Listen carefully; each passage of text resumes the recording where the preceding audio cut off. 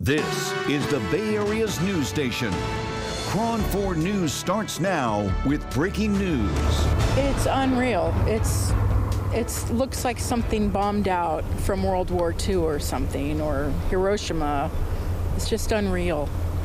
It is looking unreal. More fire victims returning to the devastation. This as the number of dead from the North Bay firestorm rises again and new evacuation orders are issued. Good evening, everybody. I'm Pam Moore. And I'm Steve Avison. Just a short time ago, we learned the number of homes and buildings destroyed in the fires has spiked significantly. Fire officials say that it's now 5,700 structures that have been lost. We also learned that 2 more deaths have occurred in the Bay Area. The Napa County Sheriff found the bodies of 89-year-old Dr. George Cheney and 79-year-old Edward Stone. They were inside a home on Atlas Peak Road. This brings the total number of dead in Napa County to 4. And as we have said, the latest numbers indicate a total of 35 people have been killed overall in the fire zone. We are awaiting a news conference to come. North Bay firestorm rises again and new evacuation orders are issued. Good evening, everybody. I'm Pam Moore. And I'm Steve Avison. Just a short time ago, we learned the number of homes and buildings destroyed in the fires has spiked significantly. Fire officials say that it's now 5,700 structures that have been lost. We also learned that 2 more deaths have occurred in the Bay Area. The Napa County Sheriff found the bodies of 89-year-old Dr. George Cheney and 79-year-old Edward Stone. They were inside a home on Atlas Peak Road. This brings the total number of dead in Napa County to 4. And as we have said, the latest numbers indicate a total of 35 people have been killed overall in the fire zone. We are awaiting a news conference to come from officials in Santa Rosa. We'll continue on, and when that begins, we will bring that to you. There is one more note at this moment. We just learned that Governor Brown, along with U.S. Senators Dianne Feinstein and Kamala Harris, will visit Sonoma County tomorrow. They have been waiting for conditions to approve a bit before they visit the area.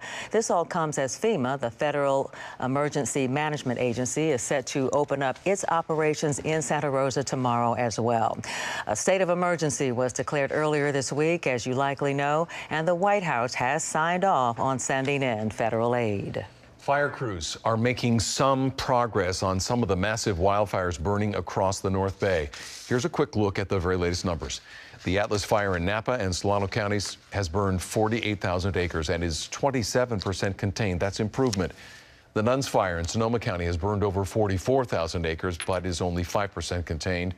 The Tubbs fire in Napa County, that's burned nearly 35,000 acres and is a quarter of 100%. That's 25% contained.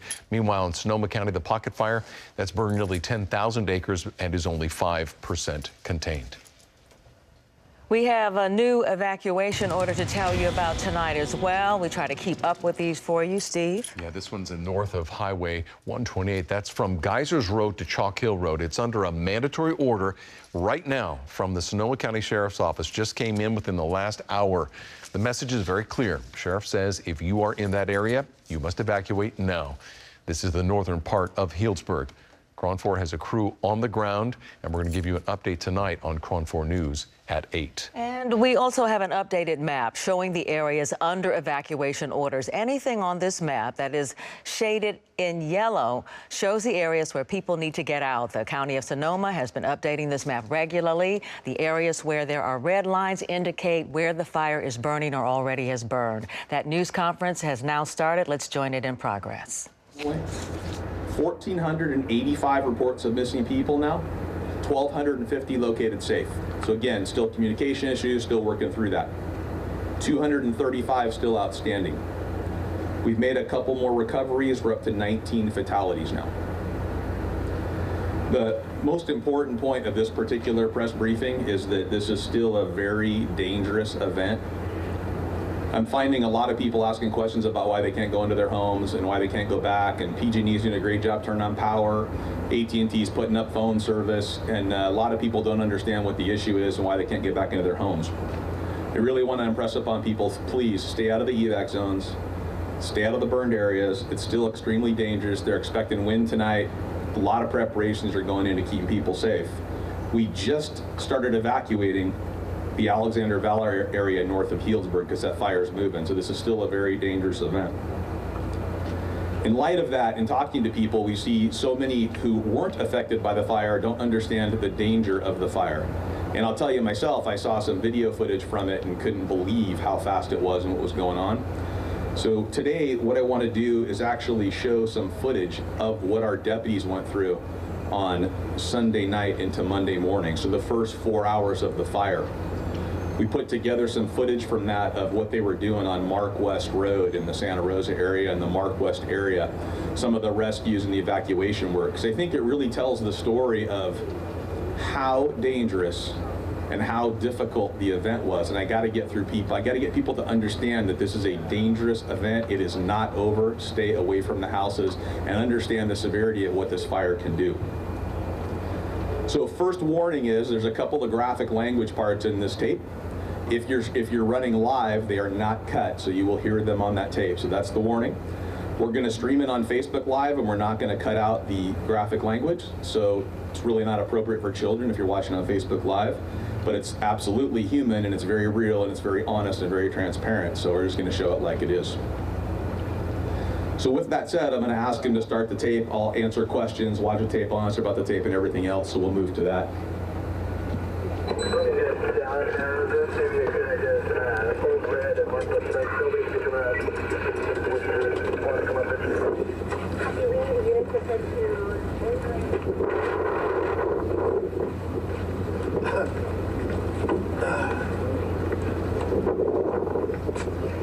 Sheriff's office!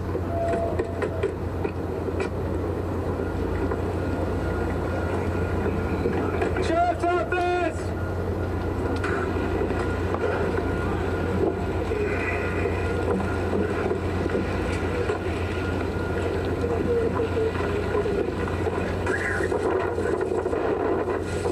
Where you at?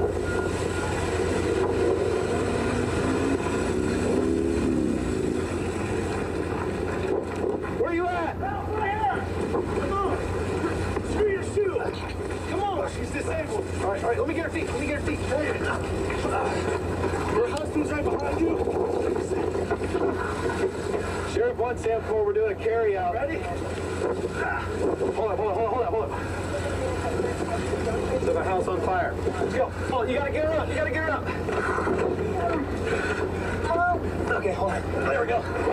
Okay. Watch your leg. Watch your leg. Sir, you gotta go.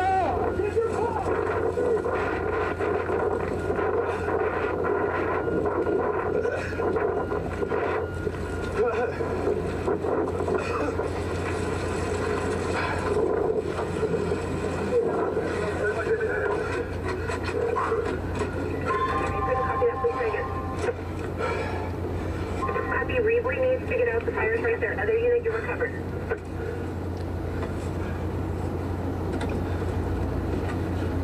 Can you get out? I'm out. That's it. You can't confirm the residents were evacuated. They out the windows. One. But this looks like they were home. I copy, George. Look out. I know there's some residents that are staying on the windows. I'm off Redwood Hill. Major Alpha B1. Sheriff, copy. 2307 Sheriff 174, we need to make a priority evacuation down Mark West Springs area. Copy that. We're trying to get the fire department together. Copy. We all have to evacuate the hill, so we're coming off now. Copy, you're coming off the hill now. Units up on the hill, be advised. Correction. Mark West is nearly impassable at this point.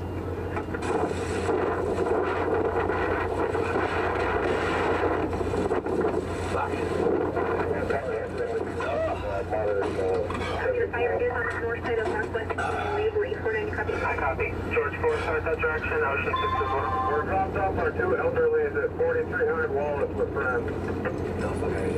Copy. Oh, don't hit me. Fuck it. Let's get out of here.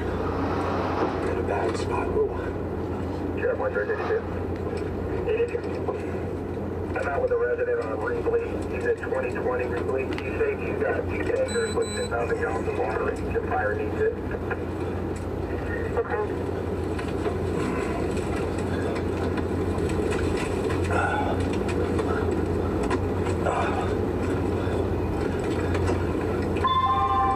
Stand forward, don't pass. Do not pass. George, first.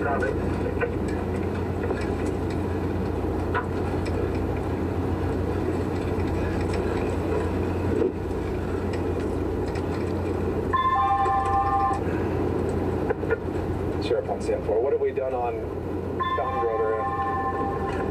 Nothing on Fountain Grove. Should we have payloads go that way? They firm. We got to keep pushing the evacuations as far west as we can. As I said, CAL FIRE advised they don't have a lot of containment, so they're going to continue to push the fire. We got to be ready to evacuate all the way to 101 in my mind.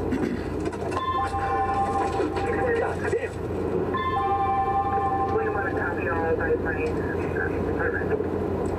Yes, we're in it. 6.172, it's better Thomas Lake here to do where the fire is going. Sonoma County Sheriff's Office, this is a mandatory evacuation order. Leave your homes. Sonoma County Sheriff's Office, mandatory evacuation order. Leave your homes. Sonoma County Sheriff's Office, mandatory evacuation order. Leave your homes. Stand for, I'm en route till they say otherwise.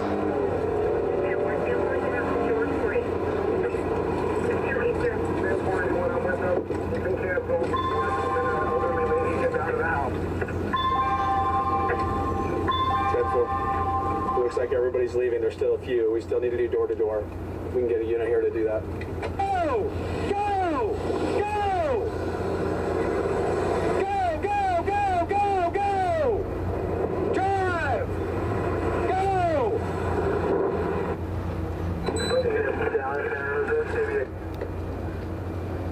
So the point I want to emphasize is that's a terrible scene. That's one deputy's camera, minutes of clips from the hours he was up there. There were 15 other deputies up there doing the same thing. I personally listened to the radio during that entire time while it was happening and heard all the radio traffic, and it just never stopped. So I really need people to understand, stay out. If this fire blows back up, this is very dangerous.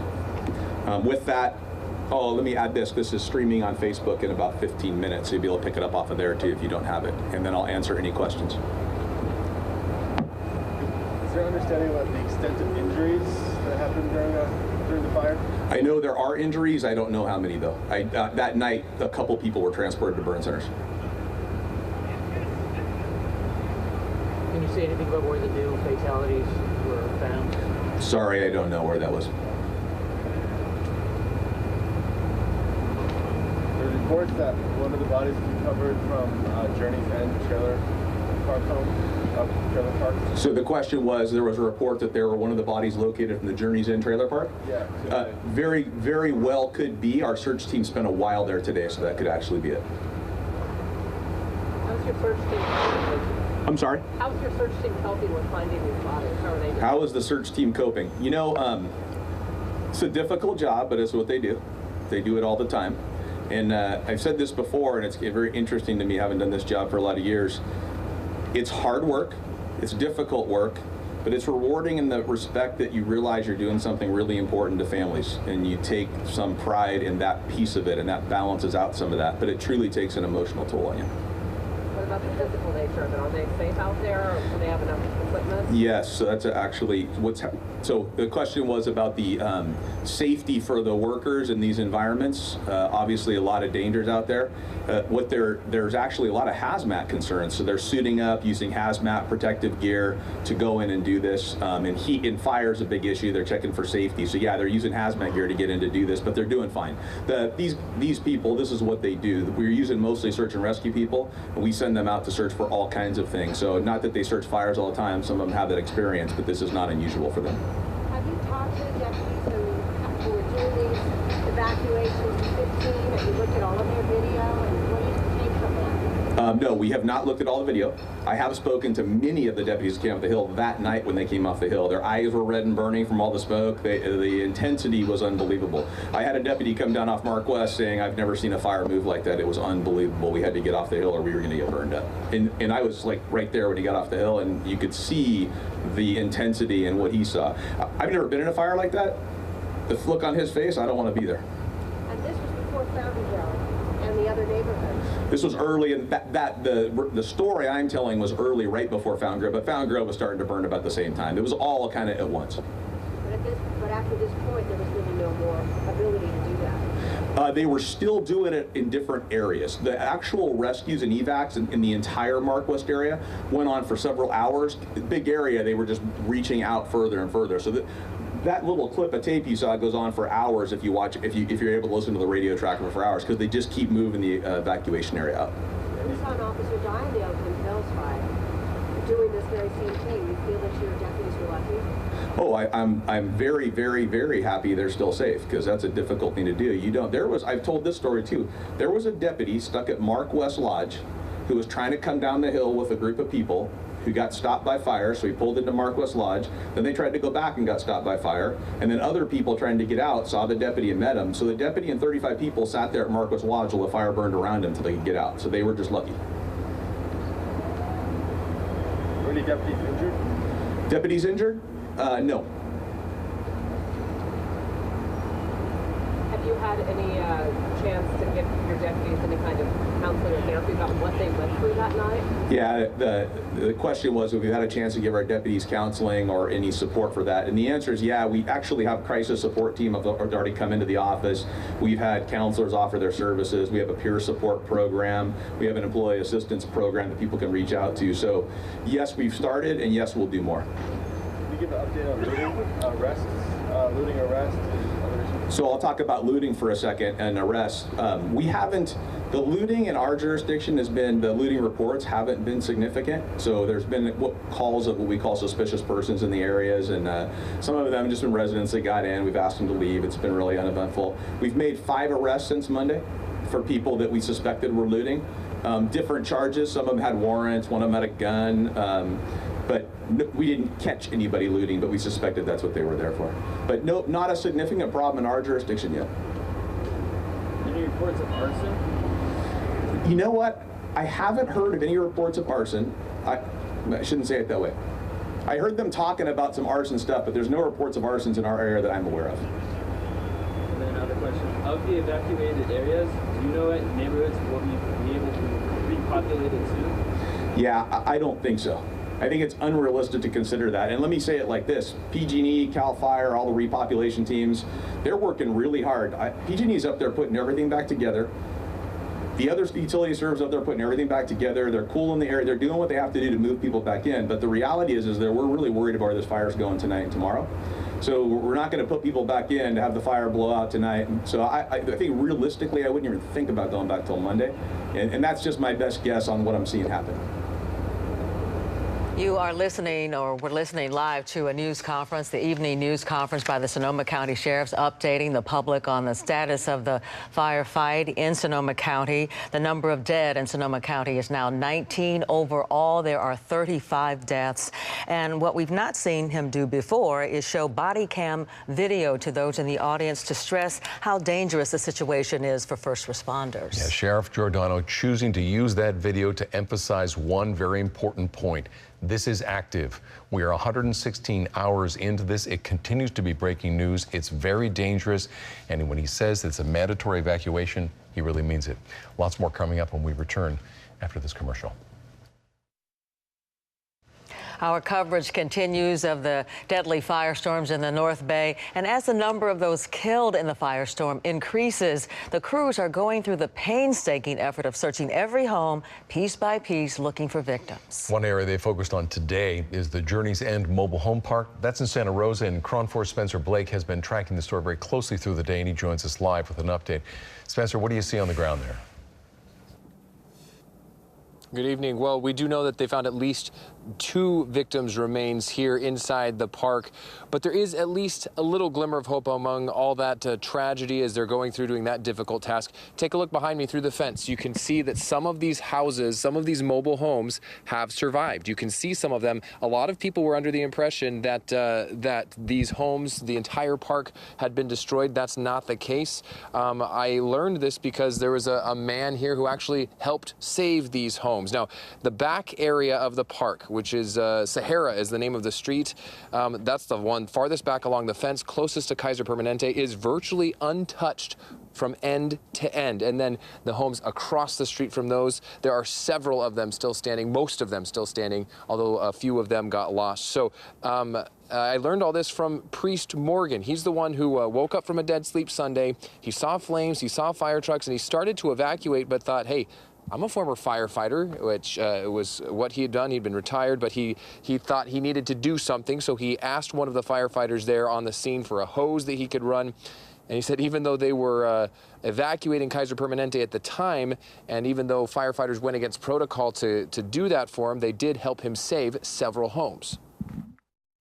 They cut a hole in the fence, they gave me the hose, I went in, I'm starting to work, and the captain walks up and says, where's that hose going? And the guy says, some guy came and got it. So he came and found me. He said, what are you doing? I said, I'm trying to save my street.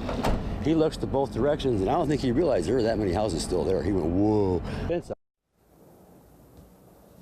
And, you know, Morgan is worried himself that a lot of people don't realize their homes are still standing. That's why he wanted to tell his story. He counted 43 of these mobile homes that are still standing. Of course, some of them will have damage to some degree, but still standing. That's better than the total destruction we see in other parts. Now, meanwhile, Sonoma County Sheriff search and rescue crews were digging through the ashes today with cadaver dogs.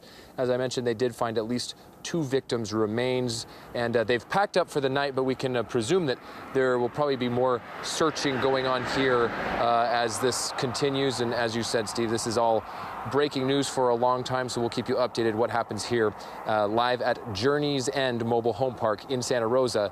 Spencer Blake, KRON 4 News. All right, Spencer, back to you through the night. It will be a very active weekend. One family who lost their home in the Tubbs fire is now on a bit of a quest. Yeah, they're searching for the police officers who rushed into their burning home and saved them in the early morning hours. KRON 4's Teresa Estacio caught up with the family in Santa Rosa. She joins us live now. Teresa.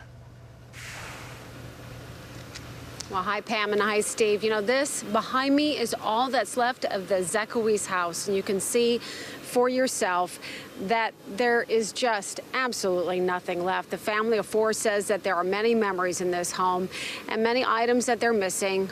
Jill tells me that her mother, who died when she was young, she had some very sentimental items of her mother that were inside the home. But, you know, tonight, what the family says that they're really focusing on is how they are alive and that they're safe. It was early Monday morning when fire erupted in this neighborhood off of Fountain Grove Parkway. The Zekowi family was asleep. The power had gone out around 11 o'clock, but the family said that that's happened before, so they didn't think much of it. But then around 3 a.m., 2 police officers barged into their bedroom. They yelled that they had a minute to get out of their burning home. The family raced out with their dog and some extended family members staying with them. The family now has nothing left, but they say that they're not focusing on that. They are focusing on trying to find the officers that came to their rescue. Listen into their story. We are, you know, of course, not happy our home burned, but I do not feel sad. You know, everything that's important is in this room. Yeah. So, you know, we feel grateful, very grateful. It's hard to put the words to how I feel when I think of them risking their own lives and their own families, knowing that they're out there heading into the fire and risking their lives. And I thank their families for supporting them to save our family. It means the world. I heard them say sorry when we were about to go out the door. I don't know why they did.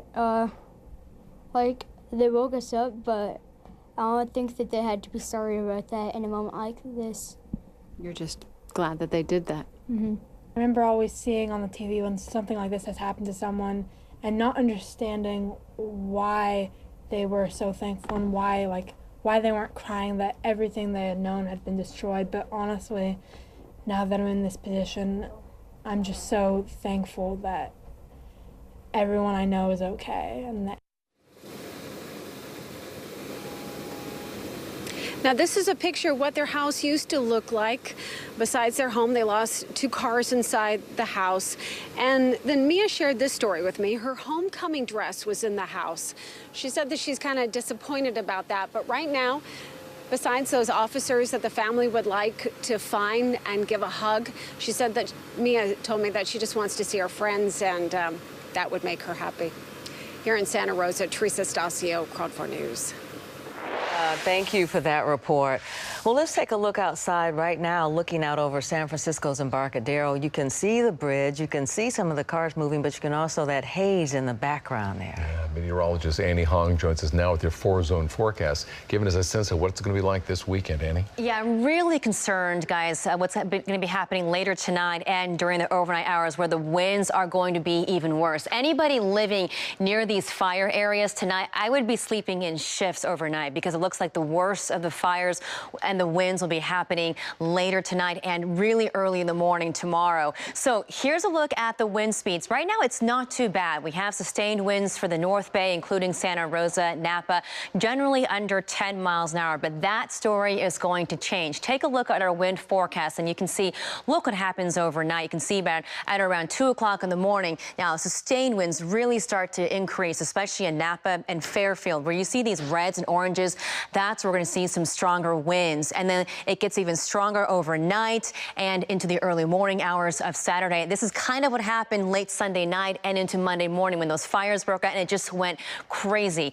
Saturday morning at 7, still looking at strong winds, and then they start to back off and decrease during the late morning, and then things are much quieter in the afternoon. So again, the big concern is later tonight. Red flag warning is in effect now until tomorrow night at 11 p.m. Gusts around 35 and 50 miles an hour possible. Peak winds, once again, this is the critical window, 3 a.m. until 9 a.m. overnight and tomorrow morning, with very low humidity still. Wind advisory also goes into effect for the North and East Bay later tonight until tomorrow. Peak winds again happening overnight, and especially in the higher elevations and over 1,000 feet, looking at more than 50-mile-an-hour wind gusts. Quick check of the air quality. We are looking at still some very dangerous levels for the North Bay, now San Francisco, and for the East Bay. More details on your extended outlook coming up later. Annie, thank you. We have much more coverage coming up tonight on the North Bay firestorm. We're going to introduce you to a man who has stepped up with his motorcycle to help his neighbors and firefighters as they try to get a handle on the massive fire in Napa County. And quite a sight this morning in Napa. The famous winemaker that is racing to get their grapes harvested because of the fire. We'll be right back. These kinds of stories lift your heart during these kinds of disasters, because we continue to hear how people were going to one another's aid as the fires were erupting late last Sunday. And now we have a look at a man who literally rode to the rescue on a motorcycle. KRON 4's Rob Fladwell has a story. He joins us now live from Napa. Rob? That's right, Steve and Pam. Let's just say off the top that it's always best to leave firefighting to the professionals, to the thousands of firefighters who are now here on the ground in Napa and Sonoma and Mendocino counties. But when there are no firefighters around, one option is to take matters into your own hands. A lot of people have been doing just that this week, including one man who did so on his motorcycle. Here's his story. When something like this happens and there's nobody around, what are you going to do? Run? I'm running to it, not away from it. Like so many Napa Valley residents, Kevin Holman has a tale to tell about the wildfires. So I went up there and it was just chaos. There was fire everywhere and people saving In their something homes. akin to Paul Revere's famous ride, much of it captured on his cell phone, Holman rode his motorcycle into the flames on Monday, scouting the fire's path, sounding the alarm. Yeah, that was a little difficult to do and a little scary, but I figured, hey, we need to see this. People need to see it. They need to see the footage of it because it was just insane. I was blown away. This is dramatic video of Holman's ride through Wild Horse Ranch Road and Green Valley Road in the Skyline area of East Napa, where he stopped to help people battle the flames. I really rallied up with about 5 guys that are just go-getters, and we just went after it, and we saved homes. We saved probably 8 to 10 homes, like on the homes, and then we stopped fire from coming down the inside of the valley, and who knows how many homes were down there. At one point, Holman's phone lit up with a warning that he was putting himself and his phone at risk. He kept going anyway and kept shooting and riding and helping fight fire even before the real firefighters got there. And those people were just up there fighting for their homes. There was no evacuation at all. I didn't see a single city representative. I didn't see a fire truck or anything for the first day. we were just there fighting. Holman says he and the other vigilante firefighters, however risky, were just trying to help. And like them, he plans on helping with the recovery, too, once the fire is out. I grew up here, and there's a lot of good people here, and you can see it everywhere you go. People are helping. I was at certain places today with donations for animals and shelters and different things. I saw a lot of stuff today, and they're full of donations and people helping. We're going to bounce back. Yeah, let's hope there's no need for any more risk-taking like that, not with some 1,800 firefighters on the ground here in Napa County alone, and more arriving every day. Live at the fire camp in Napa, Rob Flattabo, KRON 4 News. Coming up, of course, we're seeing house after house leveled by the wildfires. We want to help tonight. Send us a home address in Santa Rosa, and we will look it up right now for you to help you find out whether or not your home survived the fire. You can get the information to us through our website, KRON4.com, or the reported feature on the KRON 4 mobile app. We'll be right back. With the fire just bearing down in wine country's vineyards, many are rushing to try and save the harvest best they can for the season. We saw workers out very early this morning at the famous Robert Mondavi winery. That's in Oakville. They were picking grapes fast as they could, hauling them off quickly as they could. So far, the winery itself has not been touched by the flames. However, we have heard of several others being damaged, and we talk about that on KRON4.com. We are starting to get a better look at some of the devastation, particularly in the city of Santa Rosa, which was hit so hard by this. As promised, KRON 4 viewers have been reaching out to us all through this day since early this morning, asking if we could participate and help locate their homes on an interactive map and tell them whether their home is still standing or possibly destroyed by the Tubbs fire. Take a look here. This is the red on the map is being used to indicate areas of vegetation. So those are the trees and the shrubs and whatnot in this particular neighborhood. Now, we're going to focus in on one viewer. This is Melissa Popkin. First of all, needs to know that her family's okay. They're safe, and they did get out all right. But it was very frightening when they had to leave. And this general area is at 5571 Crystal Drive in Santa Rosa. That's somewhat near the Mayakama Golf Course and the Shiloh Ranch Regional Park. And I don't know, Pam, judging from the white there, you kind of wonder whether or not the house might be destroyed. Yeah, I mean, that's the sense that I get from having looked at this map so often. We're trying to zoom in a bit. Again, this is a map provided by Santa Rosa as to try and help us all understand for the families who still cannot get back into their neighborhoods to at least get a sense of what those neighborhoods look like from this aerial view. And this is the community of Crystal Drive, where Melissa Popkins' home was located. We're seeing there, it's hard to get an exact address, obviously, but these are the tops of the buildings. In some spaces, you can see some rooftops. That doesn't mean, of course, that if a rooftop is there that there's no damage, but we can see that what looks like areas which have been burned severely by the fire. To give everyone a little perspective on where this is exactly, it is east of Route 101 in the Fulton area, and Crystal Drive right there. Well, there are 3,000 structures that we know in Santa Rosa that were destroyed, and so we've given a little bit of an insight for Melissa Popkin and her family. All right, we're going to come back with more after this break. Still ahead, we just want to remind you, though, if you do have an address you want us to look up, send it in to us. We will do the best we can to try and see if that address, if your home survived the fire. We're dealing only right now with Santa Rosa because that map has been provided by the city. Just use our reported feature on the KRON 4 mobile app or submit your address and your story through the KRON4.com website. We have another KRON 4 viewer who wants to check on their home in the Santa Rosa area, so we want to try this again to try and help as best we can. The viewer's name is Patrick Tognazi. He is a resident of Bennett Valley in Santa Rosa. He's a San Jose firefighter who lives in Santa Rosa, was evacuated on Sunday night, and has been working through all of this with the fire units in the area of the fire zone, but is curious about his home, which is on Ponderosa Drive. So, Steve, you want to try to get some information. Yeah, just get a little, you get a sense there, differing from the last map that we saw that had so much white. It looks like these houses are still there, but he's not allowed to go back, and that's why he's doing the best to help local fire. He's right near the Bennett Valley Golf Course there at 4828 Ponderosa Drive. Spring Lake Regional Park is somewhat nearby as well, and it looks like this particular little corner of Santa Rosa has done fairly well at the moment. Yeah, Carl, can you zoom in a little bit more if possible? We want to remind viewers looking at this map, the red on the map is actually vegetation, so that's what the aerial view presents. This is the general vicinity, though, of 4828 Ponderosa Drive, where Mr. Tognazi's home is located, and you can see a lot of rooftops in this particular aerial view. And for a lot of visitors to wine country, it's right near the Montazis Winery nearby, which we can't really see right here just yet. But my guess is that this little neighborhood is looking as good as it is right now, that there might be some good news for them as well. Yeah, so we're crossing our fingers and certainly hoping so. All right, as we move on this evening, the air quality, of course, affecting the sports teams all week long as well. Yeah, KRON 4 Sports Director Gary Badgett's going to give us an update on the NFL's decision to move the Raiders' home game this Sunday. We will be right back.